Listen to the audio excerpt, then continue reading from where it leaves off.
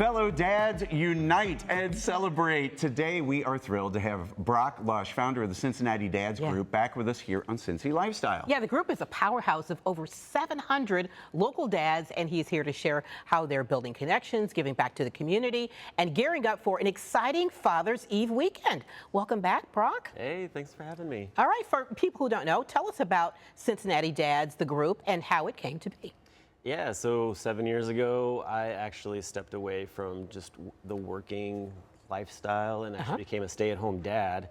And I wanted to have other dads that I could come into contact with and with their kids and do things throughout the day. And so I started up the Cincinnati Dads Group and actually got connected with a national group, which is the City Dads Group. And since being involved with them, they've actually connected with another nonprofit called Fathering Together. So it's sort of this collab that's taken place with different father groups. And I just, I've seen so many amazing things happen from all the different dads getting to meet from all over the Tri-County area. That's so I can only imagine, Brock. Well, I mean, because there are so many like moms groups and things, and it's really cool that you were able to create this community for dads to get together here. When it comes to the group, though, like, what sort of things do you do, and how can people interact with you? Yeah, so we have a lot of different things that we do.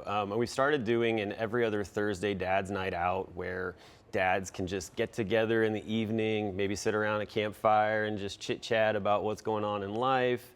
Or we'll get together with dads and kids at the park or the zoo or the museums. And then from time to time, if it arises, we'll get different people who around the community ask us, like, hey, would you want to come and be a part of this event and help us? Like, for instance, at Columbia Township, we'll hand out water and soda during one of their events, and it also becomes a fundraiser for us. So just lots of different ways for the dads to get involved. So if people are watching, how can they get connected with your group? Because it is such a powerful thing. I'm just listening to you and the support that you get from it. So tell us how people can get involved.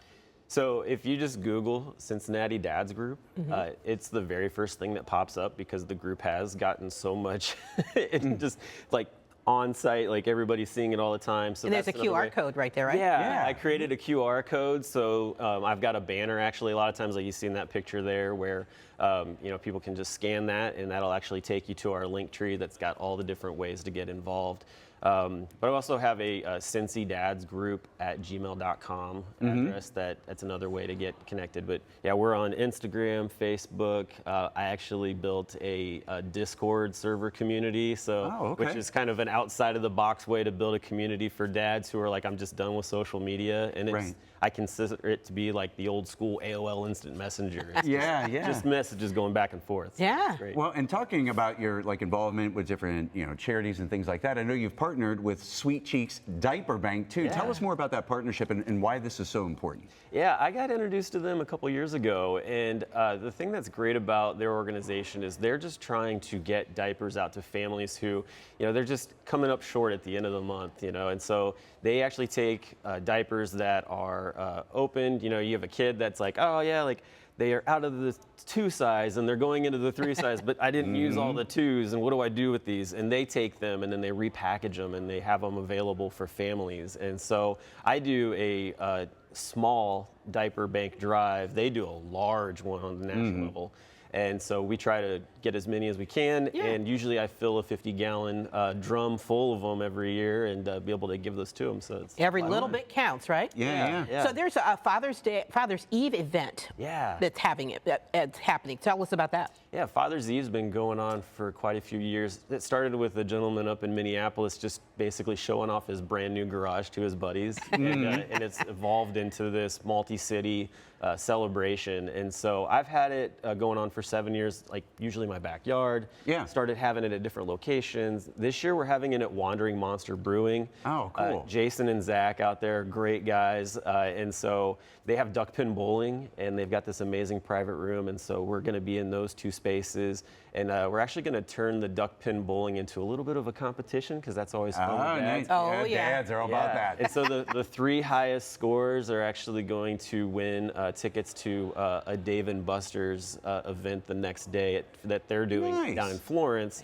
And it'll be also a fundraiser for Sweet Cheeks, so there'll be a little buy-in to the competition. Well, I'm sure like the dads here, or maybe some of their families, they would like to attend this. Brock, where can they get more information on that event and about everything you do with the Dads Group? So you can definitely go on Instagram. That's where I've been posting a lot of the different announcements for that. So that's the big one. Meetup.com also is another place to be able to get connected and get announcements. But yeah, Wandering Monster on Saturday. We'll be out there from 7 to 10, and we'll just be having a good time, just enjoying duck pin bowling and having some barbecue. And, awesome. Good stuff, Brock. Well, there's a QR code again right there. And Brock, thanks for being with us. Happy Father's Day. Thank you. Yeah, happy Father's Day to you too. Thanks so much. All right, we'll be care. right back.